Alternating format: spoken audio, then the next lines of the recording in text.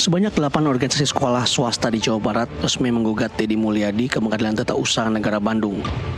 8 organisasi sekolah tersebut diantaranya Forum Kepala Sekolah SMA Swasta Provinsi Jawa Barat, Badan Musyawarah Perguruan Swasta Kabupaten Bandung, Badan Musyawarah Perguruan Swasta Kabupaten Cianjur, dan lainnya. Gugatan ini terkait petunjuk teknis pencegahan anak putus sekolah melalui penambahan rombongan belajar. Di samping itu, PT UN Bandung juga memastikan telah mengabulkan gugatan tersebut dan telah terregistrasi. Pihak PT UN Bandung juga akan memeriksa mengenai formalitas gugatan dari pihak penggugat untuk kemudian dimatangkan oleh majelis hakim. Di samping itu, Deddy Mulyadi juga diminta untuk menghadiri sidang.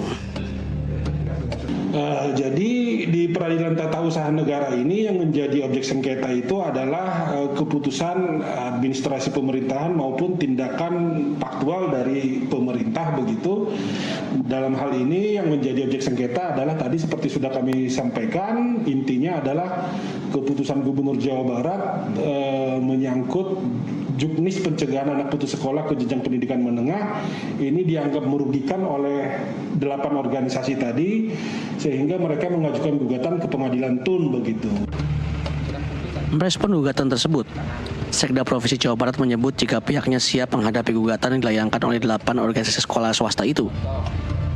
Kita negara hukum, jadi semua warga negara ya punya hak ya yang sama untuk mendapatkan keadilan hukum, dan tentu salah satunya melalui gugatan ke PT UN ya.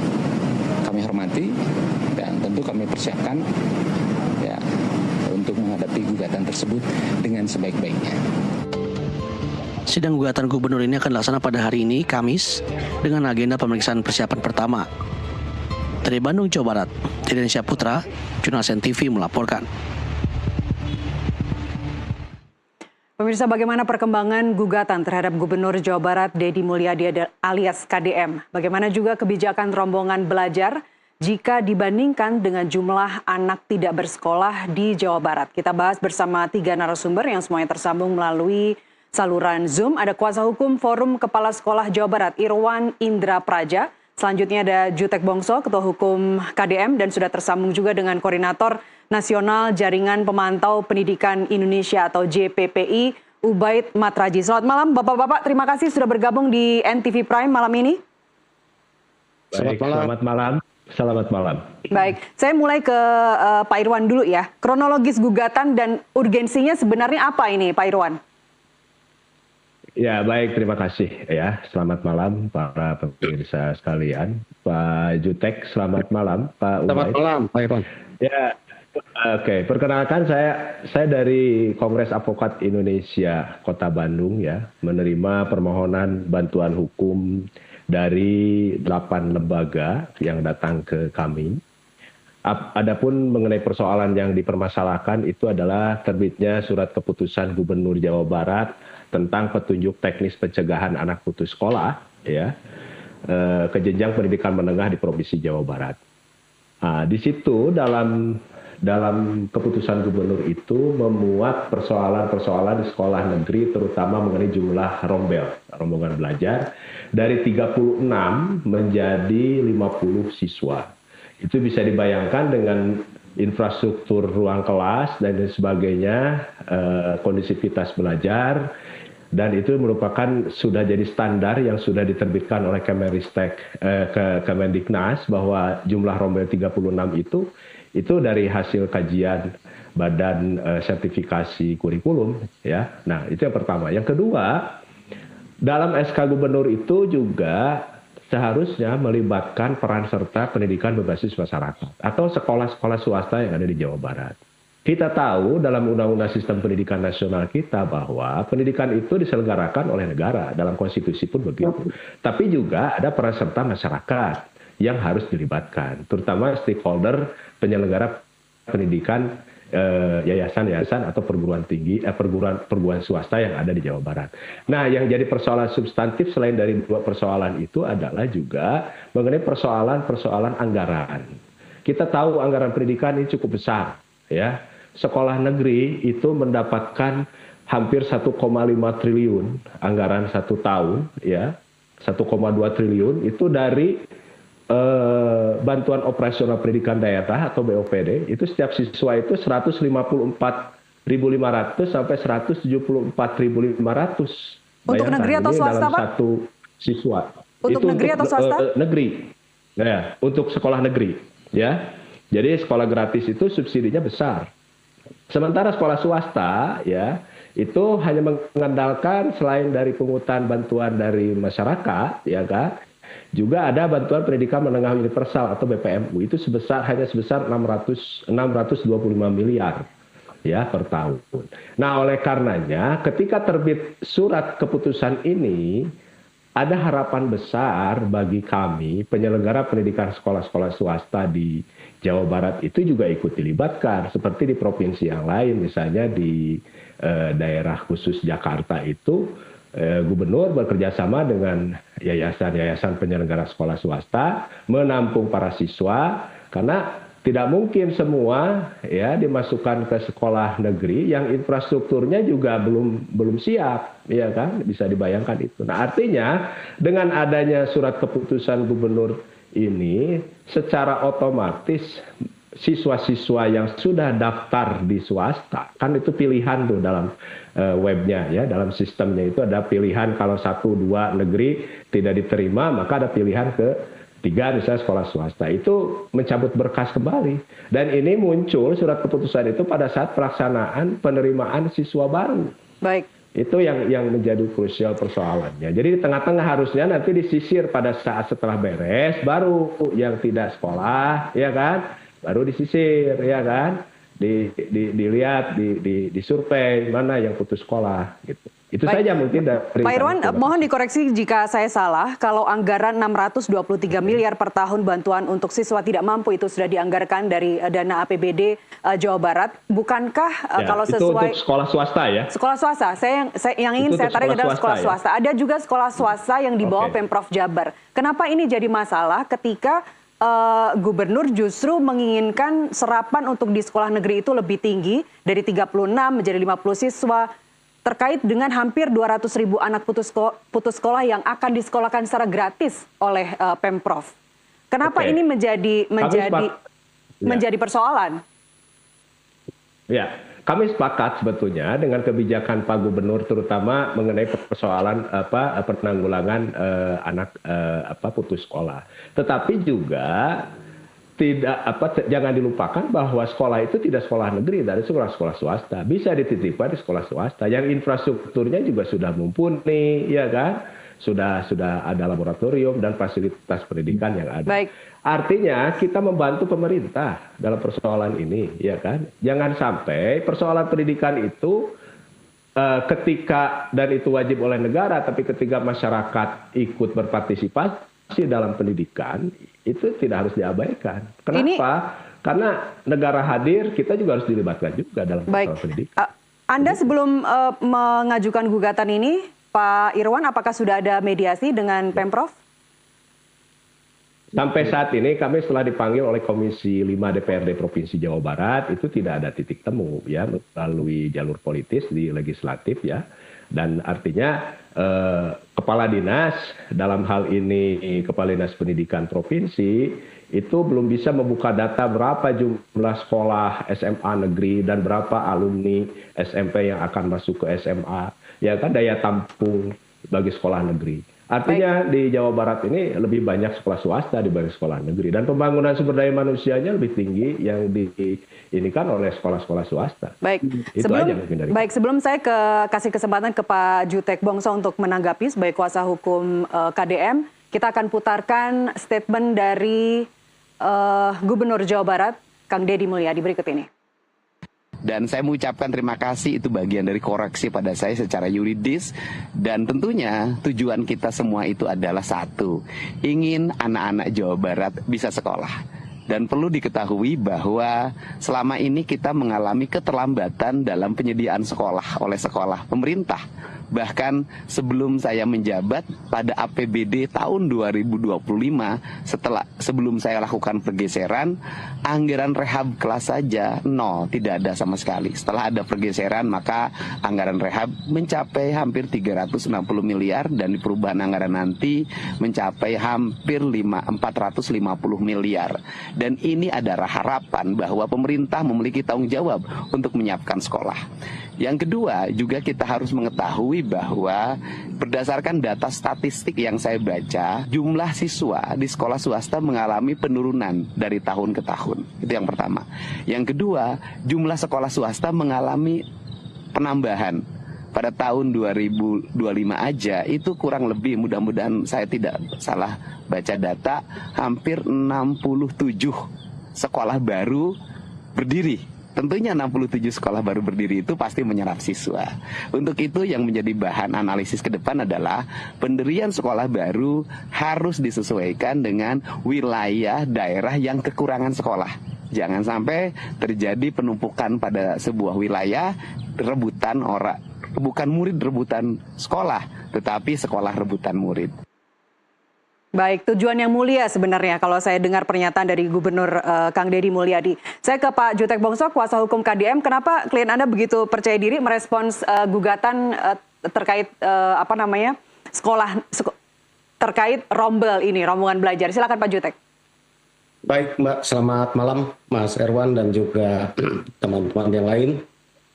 Saya tanggapin ya, pertama bahwa ini adalah sebenarnya kewajiban pemerintah. Amanat konstitusi sudah jelas ya, Undang-Undang Dasar 45 pasal 31 ya, bahwa negara adalah wajib ya untuk memastikan semua warga negara mendapatkan pendidikan yang layak dan setara. Itu amanat konstitusi kita.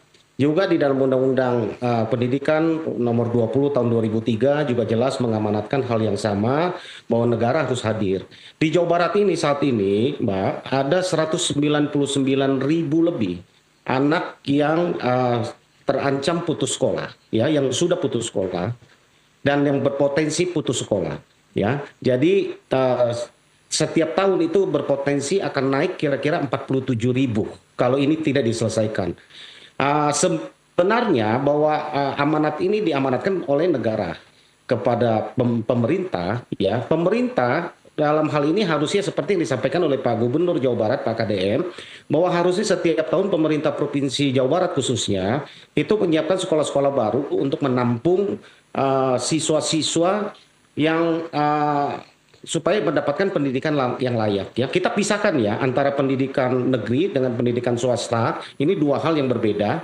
Pemerintah tidak melarang adanya pendirian sekolah swasta, tetapi tugas pemerintah untuk dalam memastikan masyarakat yang mendapatkan pendidikan yang layak, tentunya adalah mendirikan sekolah-sekolah negeri. Sekolah-sekolah negeri ini adalah 100% tidak berbayar, berbeda dengan sekolah swasta yang berbayar, ya.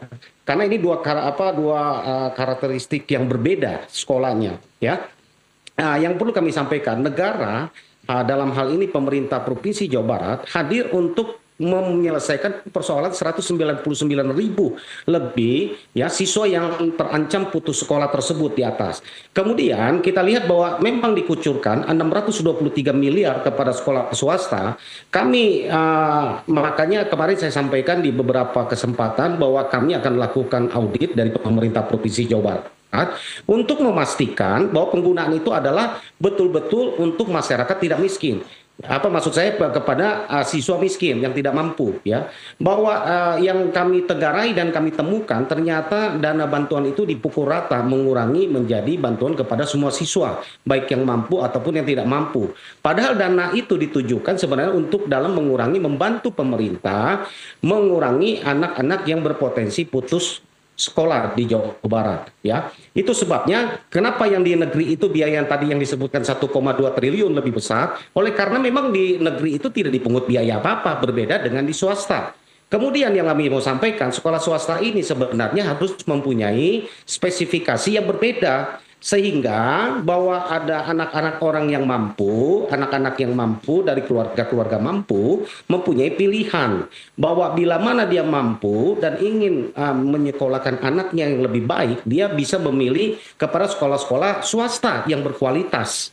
Ya, jadi negara dalam hal ini pemerintah Provinsi Jawa Barat saat ini ya dengan data yang saya sajikan dengan tamatan SMP, anak SMP yang mau ke menengah ya atas ya itu setiap tahun itu 830.000 anak bersekolah yang ditampung oleh sekolah negeri di Jawa Barat ini hanya sekitar 320.000, jadi masih ada 500.000 lebih, 520.000 lebih itu menjadi potensi dari teman-teman dari pihak sekolah swasta. Sementara dari tampung swasta sendiri, menurut data yang kami miliki, adalah setiap tahun itu tidak melebihi dan antara 410.000 sampai 430.000. Artinya sebenarnya kapasitas sekolah swasta pun sebenarnya tidak akan terganggu dengan potensi yang dilakukan oleh Pak Gubernur, karena program Pak Gubernur ini adalah ditentukan atau ditujukan kepada anak-anak yang tidak mampu gitu kan, tidak mampu. Nah, karena kita tahu ya Mbak ya, biaya sekolah ini bukan hanya membayar iuran sekolahnya, termasuk di dalamnya itu adalah biaya, mungkin kalau dia jauh dari lingkungannya maka dia harus tambah ongkosnya, dia harus tambah, dan ini yang dihitung oleh Pak Gubernur. Baik. Saya pikir ini kegiatan yang baik dan program yang baik dan tidak saling mengganggu lah, karena ini adalah memiliki peran yang berbeda. Kami berterima kasih kepada para pihak sekolah swasta yang sudah berperan. Harusnya swasta ini adalah memiliki spesifikasi yang berbeda, naikkan mutu sehingga orang mempunyai pilihan. Namanya juga dia berbayar. Kalau dia berbayar maka mutunya harus lebih baik dari negeri. Ya, kalau negeri karena negara yang hadir, ya makanya diberikan 100% gratis. Baik. Kami sorot sekali lagi dua hal Mbak ya, bahwa 623 miliar yang dikucurkan itu kami mau cek apakah betul diperuntukkan kepada siswa yang tidak mampu, sehingga harusnya potensi 99.000 ini harus berkurang. Nyatanya setiap tahun bertambah. Itu Kalau audit dari mana Pak Jutek? Provinsi Jawa Barat tidak hadir. Itu maka audit ini dari mana Pak Jutek? Kenapa Pak? Itu audit dari mana? Ya, kami mau lakukan audit. Tiap tahun kan memang dilakukan audit oleh BPK penggunaan anggarannya. Bahwa pemerintah sekarang ini ingin lakukan audit untuk memastikan penggunaannya tepat sasaran apa tidak, yang 623 miliar. Baik. Karena itu dilakukan sebenarnya tujuannya adalah untuk siswa yang tidak mampu. Namanya juga beasiswa. Kan gitu. Ya, ini yang kita mau sampaikan. Jadi yang di negeri yang diterima sekarang ini adalah juga kepada siswa-siswa yang tidak mampu.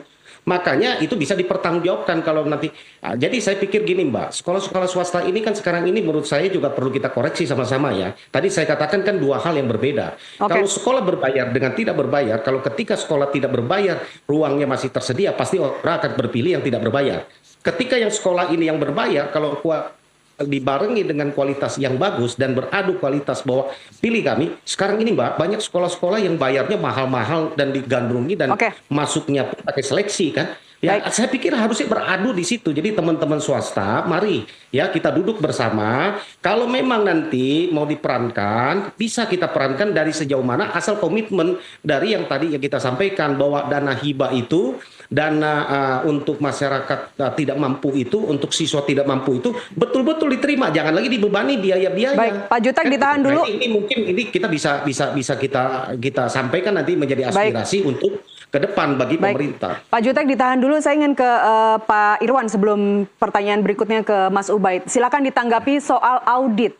Audit ini menarik, setiap tahun bukankah itu dilakukan? Dan apakah angka-angka yang disajikan oleh Pak Jutek tadi memang benar? Ya, baik. Terima kasih. Memang betul. Setiap tahun tuh para penyelenggara pendidikan sekolah swasta, yayasan dan para kepala sekolahnya itu setiap tahun selalu diaudit, ya kan? Dan sampai jadi benar atau tidak Pak, murid swastanya tidak berkurang? Artinya kalau dengan SK Gubernur ini berlaku, nah ini menjadi berkurang, ya kan? Apalagi ini kan judulnya juga PAPS, penanggulangan anak putus sekolah bagi mereka yang tidak mampu. Ini bisa dibayangkan, yang mampu saja itu mencabut berkas pindah ke negeri. Jadi yang namanya sistem domisili, yang sudah ada ya, afirmasi, prestasi, ya kan? Dan terakhir sekarang ada PAPS. Nah ini yang menurut hemat saya sistem menjadi agak kacau balau dalam sistem. Mengenai penyerapan anggarannya Pak Irwan? Nah, penyerapan anggaran itu sudah banyak diserap. Banyak ruang kelas baru di sekolah-sekolah swasta yang dibangun dari bantuan pemerintah. Salah satunya adalah BPNU itu. Baik. Makanya kalau menurut hemat saya sepakat audit. Tapi sekolah negeri pun harus banyak diaudit. Buktinya ada beberapa kepala sekolah justru yang artinya malah justru jadi terindikasi tindak pidana korupsi, terutama penyalahgunaan dana BOS dan lain sebagainya. Jarang sekali di sekolah-sekolah swasta. Nah ini sekolah negeri juga ada harapan besar, makanya di sini jangan terjadilah disparitas antara negeri dan swasta. Kalau kita produknya sama, NKRI dan sebagainya. Tadi Pak Jutek, ya, tadi Pak Jutek menyebutkan bahwa urgensi dari dilakukan atau diputuskan dari keputusan Gubernur Jawa Barat ini mengenai rombel adalah mengatasi 200 ribu lebih anak yang terancam putus sekolah hanya di Jawa Barat. Kita sambil saksikan, kita memiliki data dari BPS Jawa Barat per November 2024 terkait jumlah siswa yang putus sekolah atau drop out itu sebanyak hampir 165 ribu anak. Kemudian anak lulus tidak melanjutkan sekolah, ini bisa jadi dari SD tidak melanjutkan SMP atau SMP tidak melanjutkan ke jenjang berikutnya, hampir 200 ribu anak. Dan yang belum bersekolah sama sekali, itu jumlahnya sangat besar, 295.530 anak. Jumlah total murid yang harus diselamatkan, anak-anak penerus bangsa yang harus diselamatkan adalah lebih dari 650 ribu anak. Mas Ubaid, silakan dengan angka-angka seperti ini, apa sebenarnya yang harus dikhawatirkan? Ya, yang paling dikhawatirkan